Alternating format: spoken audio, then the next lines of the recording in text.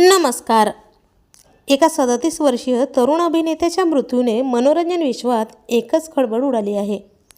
मित्रांनो, स्प्लिटविला 7 फेम अभिनेता मयंक पवार याचे निधन झाले आहे. त्याच्या अचानक जाण्याने चाहत्यांना मोठा धक्का बसला आहे.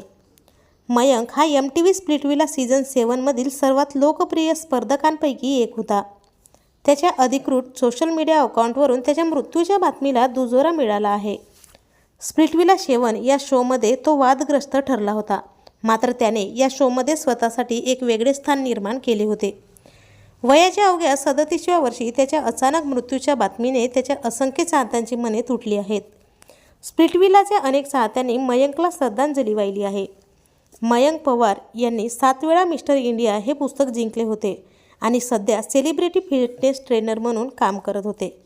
7 जानेवारीलाच मयंकने त्याचा 37वा वाढदिवस साजरा केला आणि हाच त्याचा शेवटचा वाढदिवस ठरला. त्याच्या मृत्यूची बातमी सकाळी समोर येताच सगळ्यांना जबर धक्का बसला असून मनोरंजन विश्वातून हळहळ व्यक्त केली जात आहे. तर आपल्या वायन मराठी न्यूजतर्फे या दिग्गज कलाकाराला भावपूर्ण श्रद्धांजली. मनोरंजन विश्वातील नवनवीन अपडेट्ससाठी चॅनलला नक्की सबस्क्राईब करा.